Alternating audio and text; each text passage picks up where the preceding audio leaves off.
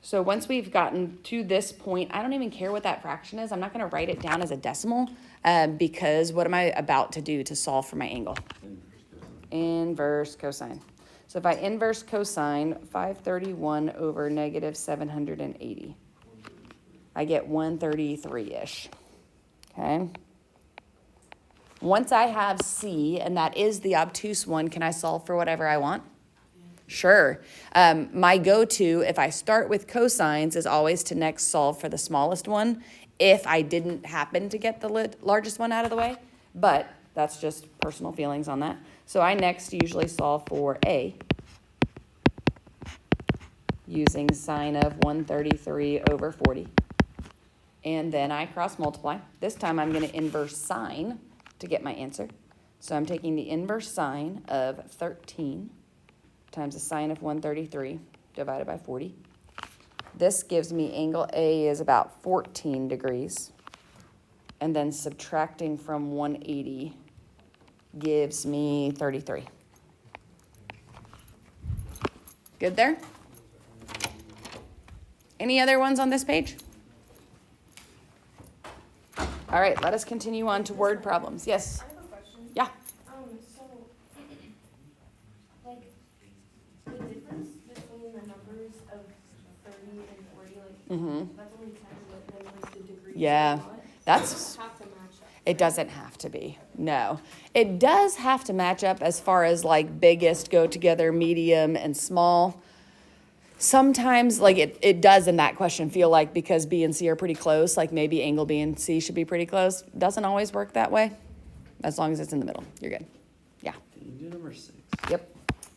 Question 6, I would have had to start off using law of cosines to find side A.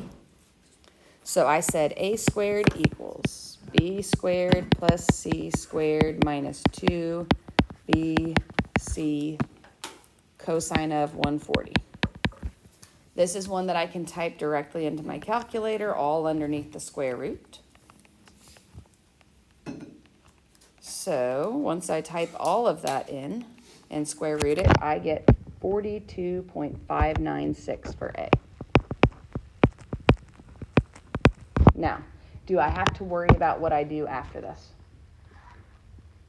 No, because why? A is already obtuse. Can either of my other angles be obtuse? No. No, don't have that choice. So I can set up sine of either one. I would have set up sine of C over 15 equals sine of 140 over 42.596. Then I inverse sine my cross multiplication there. So inverse sine of 15 sine of 140 divided by 42.596. Lost my divided by. And I get 13 degrees for C. 180 minus 13 minus 140 gives me 27 for B. Okay. All right, I'm going to move on to the word problem pages. On page 3, we had these two questions. Shall we talk about both? Shall we talk about one? Okay, so both.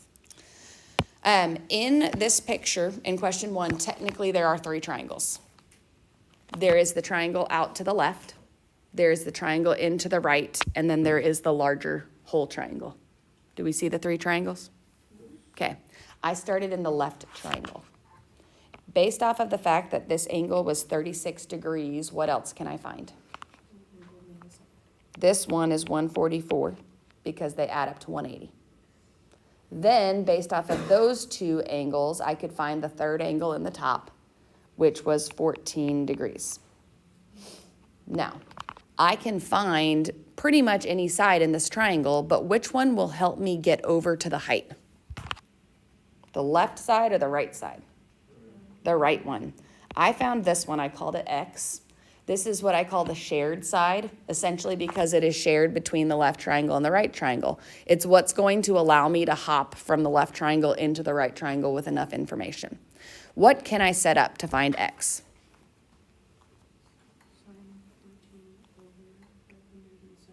Law of sines, right? So this is not a right triangle. I cannot use Pythagorean theorem. I can't use regular sine, cosine, tangent, but I can use law of sines.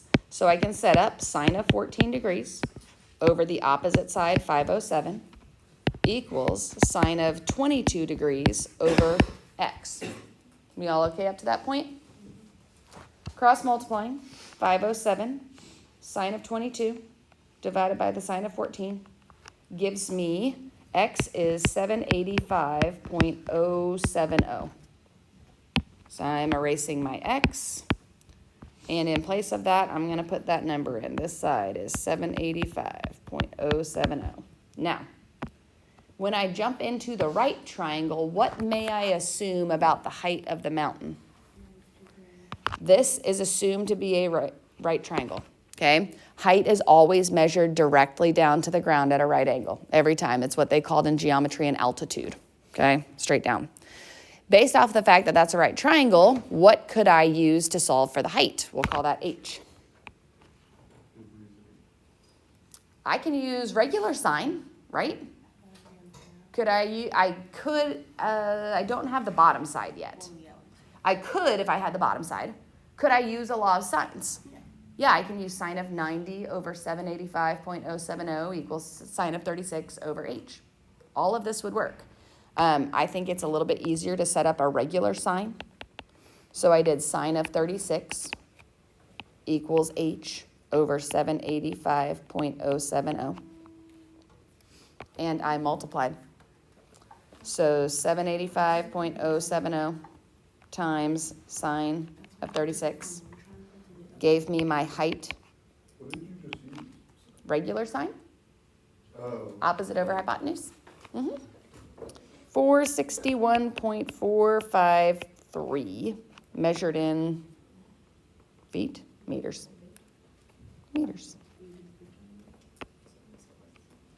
That's a pretty common type of setup, mainly because if you think like a math teacher, it's a non-right triangle on the left-hand side and a right triangle on the right, and it makes you use both things. So it's pretty common. All right, question 2. We're a pilot. We are flying. Our pilot is flying this direction. We must detour. Instead of going straight through, we must go around the storm. So the pilot goes out here and around the storm and then back. That's our flight path, okay? It gave us the angle of 21 degrees. We fly for a while, turn, and then we come back to the original path at an angle of 35. 70 kilometers from where you left it. So where's the 70? Okay, the 70 is this distance. That distance is your 70 kilometers. You left the path here. You came back to the path here, 70 kilometers from where you left it. We would like to know how much further do you have to go because of the detour? Well, first off, wouldn't it help us if we just found out how far we went? Sure. Let's call this side x and this side y. Let's pick one to solve for. Let's solve for x first. What else do we need to solve for x? One more thing. Yeah, we need the third angle. Easiest part. 180 minus 21 minus 35. This angle is 124. This is not a right triangle, so I must use sines. Sine of 124 over 70 equals sine of 35 over x. Cross multiplying will give me x. I can set up a very similar proportion for y, only I would use the angle 21. Sine of 124 over 70 equals sine of 21 over y. Are we okay with those setups? All right, the first one, 70 sine of 35 divided by sine of 124 gives me that x is 48.430. The second one gives me, when I plug in 21 instead of 35, y is 30.259. Does this tell me how much further I went? It will, if I do what with it? Add them. Why do I add them? Yeah, this tells me how far I went total.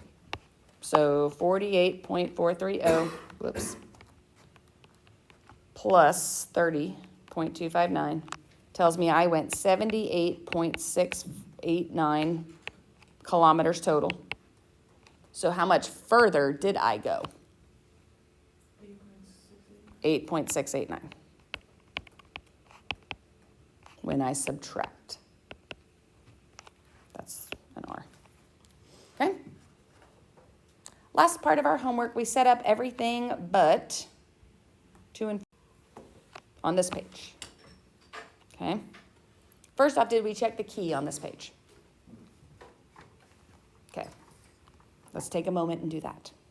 In question 2, we had our 87 and 29, and we used tangent to solve for x. So we set up tangent of x equals 87 over 29.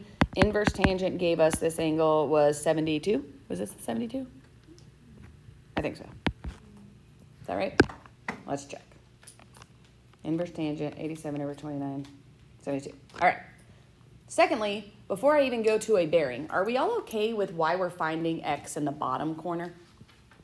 Why I'm finding that angle and not this one up here? Where is the boat? Okay, the harbor is here. The boat is over here. So the angle from the harbor is not going to help me because we want to know what bearing will the captain follow. Where is the captain? On the boat.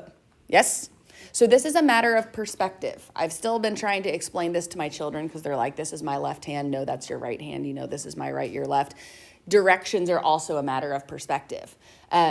Based off of where you are, like north is this direction for us right now, but if I was like facing a different, or if I was in a different location, you'd be pointing different ways, right? So you need to think from the perspective of the person they're asking about.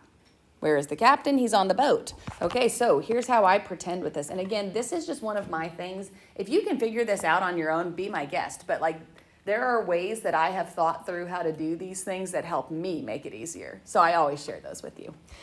What I have thought to myself is, okay, the captain has his own compass, yes? His compass will show us north, south, east, west from the captain's perspective. So drawing a little compass there for the captain can help you set up your bearing. So we now know, instead of calling this X, this is 72 degrees. Now, we talked about how to write a bearing answer. A bearing answer has a primary direction and a secondary direction. Based off of that little compass that I've drawn, what is the captain's primary direction? Primary is either north or south. North. And then we have rotated 72 degrees towards which direction? West. The west. So from north, we've gone 72 degrees toward that direction to get our straight path back to the harbor, yes? So we write our answer as 72 degrees north of west. Now, we did say that there's 2 ways to write bearings. You can also do a bearing as an angle clockwise from north. That feels more confusing to me. I don't know about y'all. That would be if I literally took and I measured this angle the whole way around to that line. Essentially 360 minus 72. That to me makes less sense and takes more work. The primary secondary way makes more sense to me. However, if that's not you and you want to write it that way, be my guest. You may certainly write that. Okay, both answers will be correct. Now, let's go back to question 4. In the same way, we have a pilot in this one. We found that our pilot was 480 miles north and 110 miles to the west. And we wanted to know how far or what his bearing would be to get straight back. So again, we found this angle up there for the same reason as we found the angle in the bottom corner for the captain. We said, okay, here's the pilot. Let's find the angle that will help me with the pilot, right? So that angle we got was 77 degrees. And we kind of all said we were okay with that one being 77 degrees. Yes? So now let's practice our bearing on this one. Again, we're looking for the bearing from the pilot. So pilot's out here. Here's his little compass directions. So first, take a look at that diagonal line we're sending back toward the airport. That's between which 2 directions? South and east, right? So which one's primary? South. Secondary is east. Now, Did he rotate 77 degrees from the south to get to that line? No, he rotated this little amount of degrees right there. What is that? 13. How do we know that's 13? Yeah, those two add up to 90. So 77 wasn't actually part of my answer there.